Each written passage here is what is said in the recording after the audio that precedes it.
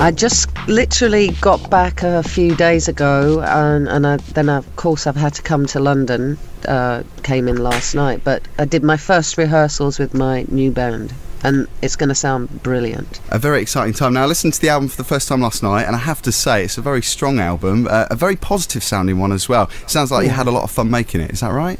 Yeah, I had a lot of fun. I think, a change is always as good as a rest, and working with different people in a different environment, in a different way even, and with a touch of fear there, because you know when you don't know how things are going to turn out, there's that little bit of fear that keeps you on your toes is always handy to have. I was just going to say, you love that kind of fear, don't you? Like the adrenaline rush and doing something that you're not familiar with. The uncertainty is good. Yeah, well, I think that's probably why I'm still here.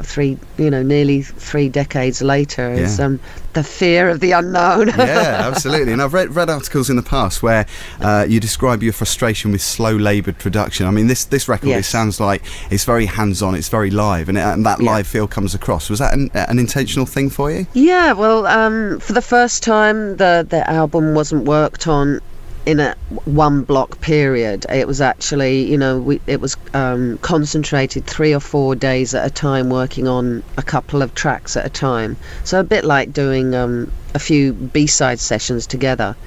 And it was really just working on a couple of tracks at a time, me going away and thinking about the next 2 tracks, and just trying different things out. I mean, there's a song like Heaven and Alchemy, kind of started off as a very rhythmic, full-on, very percussive, very almost disco track. Really?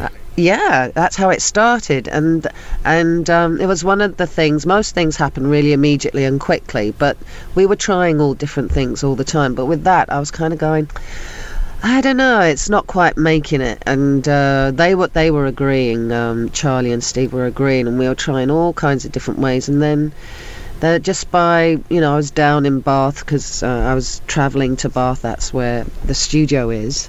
And they played me an idea where they stripped everything out and just had some piano chords, and I said, that's amazing, and it completely opened it up to the backing vocals and a completely different feel. It's quite an emotional track as well, isn't it? And that's why I was quite surprised when you said it started off as disco, because it's quite heartrending. I know. I mean, lyrically, it's quite heartrending, isn't it? Yes, and it's an idea for the lyric that I've had for a while, and I suppose my initial idea was always that it was maybe I was scared of the content standing out too much, so I was probably wanting to kind of distract from that and surround it with some musical distraction. Yeah, that's interesting.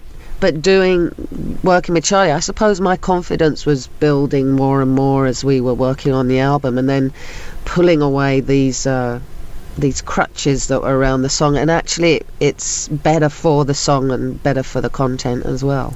But a great feeling to kind of be able to turn something completely around, and then it just snowball and you just run with it, and it was great working with people that were responsive to that as well. One of the reasons why I like the album is because it's almost like elements of your previous work, but it's always it's forward looking as well, because you've got almost like a glam feel to certain elements of it, which of course is where you started. That's what you grew up listening to, wasn't it? Yes. Mark Bolan and David Bowie. Yeah, it's probably got the Siouxsie from 7 years old to now. It's probably got elements of my life, I suppose. I suppose it's a kind of I don't know, a life.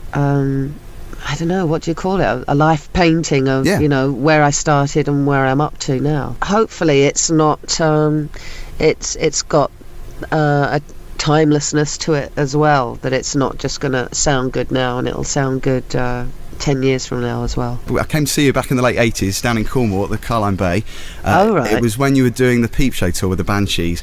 Yeah. And me being me, went down at the front, down in the front row, and I have to say you nearly decapitated me with your mic stand. Ah, you were doing on the whole purpose. lassoing. Oh, well, I don't know, maybe. That's why I was going to ask you, because you were doing the lassoing thing, which of course is what fans know you do quite well with the mic stand. You swing it round, and I was down the front and you missed me by inches. I was quite proud of that. But I missed you. You missed me. Yeah, I missed you. Or you didn't get me. Was I just like, I was such a good shot. I showed you how near you came to being hit by me. Absolutely. I think you were a good judge that night. The mic stand and the microphone actually, in the early days before we were signed, we used to go up north, and there was this terrible, for some reason there was this terrible north-south thing when you used to go up there, and it was like I don't know. So quite often there'd be quite a big bunch of people there just to get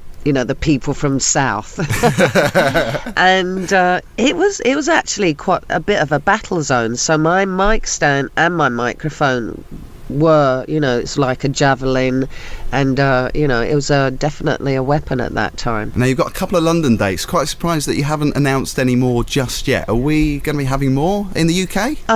Not for now. I think we've got the Mean Fiddler and the Astoria 2, which is, we're doing the Electric Proms this year, and then we've got the Roundhouse, which I haven't played the new Roundhouse. The Roundhouse was somewhere we played back in 77, 78. So you're keeping everyone in suspenders, Siouxsie? You're keeping everyone waiting? Yeah, for keep more your dates. suspenders on for now. I love it. What do you think about modern music? I mean, obviously, singers, like female singers especially, which I know you're a big fan of as well, but Amy Winehouse, Lily Allen, not saying you're a fan of those necessarily, but what do you think of their instant rise to fame? Because obviously it was a bit of a hard slog for you to begin with back in the late 70s. You did get the acclaim as well, obviously you got signed up, but what do you think about their rise to fame, and what advice would you give to people that are just starting out, looking back in hindsight? Well, I love the mischief that they bring to the very male-dominated music business. I think that's always a breath of fresh air. In hindsight, looking back at what has been called a hard slog, it was very frustrating at the time, but in hindsight, it did equip me and equip us to deal with what happened when we eventually did release our first single and album. It must really turn your world upside down to suddenly get that kind of success from nowhere, and I think you'd have to be inhuman for it not to affect you adversely. I wouldn't give any advice to anyone. I'd just say enjoy yourselves, do what you want, and keep your feet on the ground as well, because everybody loves to see people derailed, believe me, and so don't give them the pleasure.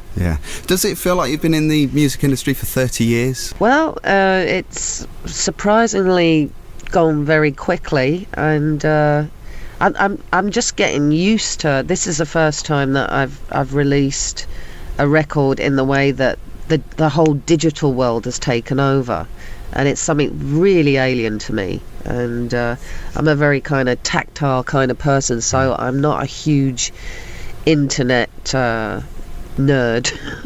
Well, I'm guessing also that you wouldn't want to kind of drift by on the slipstreams either, because you're ever evolving, you're always changing, aren't you? You're very creative with the work that you do. You wouldn't want to sit on your laurels and do nothing. No. Or stick at the same thing. No, exactly. And I think you have to move forwards and meet new people always. I think that's important. How do you compare the work you're doing now to work with the Banshees, and are the Banshees going to reform again like they did with the 7 Year Itch tour, which was great fun, I have to admit? No, the 7 Year Itch, there was a scratch I needed to relieve myself of, an itch I needed to relieve myself of, and I did that. So that's that. No, there won't be the Banshees. Obviously it would have to be with the original members, and I don't foresee that ever happening again. But you're glad you did it at the time, though. It was obviously a one-off. It was a one-off. It was good fun. It was good fun. And that did show as well, by the way, on stage. It looked like you were having a ball up there. Oh, yeah. Especially with X-Girl as well, supporting it, which is fantastic. They were fantastic. great support. Yeah. They were a lot of fun to have on tour with us. Coming on stage dressed in frogs outfits. Yeah, and helping out on Peekaboo and stuff like that, yeah. Listen, all the very best, Siouxsie, for your album Mantaray. The single as well, I have to say, you look stunning in the video. Are you expecting big things with this? Are you getting good feedback already? I don't know. I think, I know that it's kind of a gauntlet of intent that I think it's a great first single. I think a lot of daytime radio maybe is a bit scared of it. But that's a good thing though, isn't it? Well, I don't really care, to be quite honest. Making an impression. Yeah. I just hope as many people get the chance to hear it as possible.